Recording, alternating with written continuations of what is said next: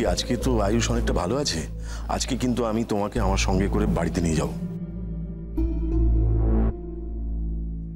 বাড়ি মানে? বাড়ি মানে ওর বাড়ি, মানে আমাদের বাড়ি? ইম্পসিবল। ও কোথায় যাবে? এখন আমার সঙ্গে আমার বাড়িতে যাবে, ওর নিজের বাড়িতে যাবে। দুদিন ধরে যে যাচ্ছে মেয়েটার ওপর দিয়ে, এখন বাড়ি ছাড়া অন্য কোথাও যাবে না। আরে আপনি তো অদ্ভুত লোক মশাই, আশ্চর্য। হ্যাঁ, না না না না না না, শ্বশুর বাড়িটা ওর নিজের বাড়ি, অন্তত সেরকম শিক্ষাই আমরা ওকে দিয়েছি, সেরকমটা ভাবতে পারা উচিত। তাই বলে ওর নিজের বাড়িটা ওর বাড়ি নয়, ওর বাপের বাড়িটা ওর নিজের বাড়ি না, যত্নার্থী করার কেউ নেই, দেখভাল করার কেউ নেই, এরকম ভাবছেন কি করে আপনি? আরে বাপের বাড়িতে কারা আছেন, কারা ওর যত্নার্থী করেন সেসবই আমি জানি মশাই। অন্যের যত্নের দায়টা নিজের ঘাড়ে নিচ্ছেন কেন হঠাৎ? মানে মানে কি কি কি কি বলতে চাইছেন কি আপনি? হ্যাঁ আচ্ছা ঠিক আছে পাপা, কিন্তু কিন্তু আমি কোথাও যাব না, আমি কোনো বাড়ি যাব না, তুমি চিন্তা করো না আমাকে নিয়ে।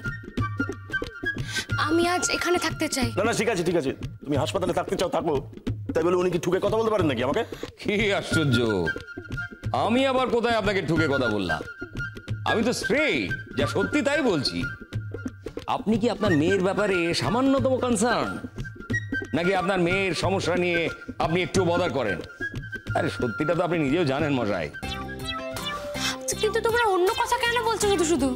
এই যে মশাই, ভদ্রভাবে কথা বলুন প্লিজ। আমি কিন্তু খুব ভদ্রভাবে বলছি, লিমিটটা ক্রস করবেন না। লিমিটটাকে আপনি ঠিক করে দেবেন।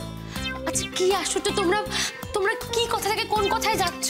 আরে আমি তো বলছি আজ আমি এখানে থাকবো, হসপিটালে কোথাও যাব না আজ আমি। না না না না, এই যে শুনুন, আলবাত লিমিট আমি ঠিক করে দেবো। আপনি আমার পেরিফেরিতে ঢুকে আমার দিকে আঙুল তুলতে চাইছেন, তো আমি যে আপনার সীমাটা নির্দিষ্ট করে দেবো না? আরে সারা পৃথিবী জানে যে আপনি আপনার মেয়ের সঙ্গে ঠিক কি ব্যবহার করে থাকেন, কি ব্যবহার করতেন। যারা জানে তারা সবাই আপনার দিকে আঙুল তোলে, আপনি অন্ধ তাই সেটা দেখতে পান না মশাই। এই যে শুনুন, আমি এখানে আপনার ভাষণ শোনবার জন্য আসিনি। আমার মেয়ে কালকে সারা রাত মন্দিরে কাটিয়েছিল, আমি তার সঙ্গে কথা বলতে এসেছি।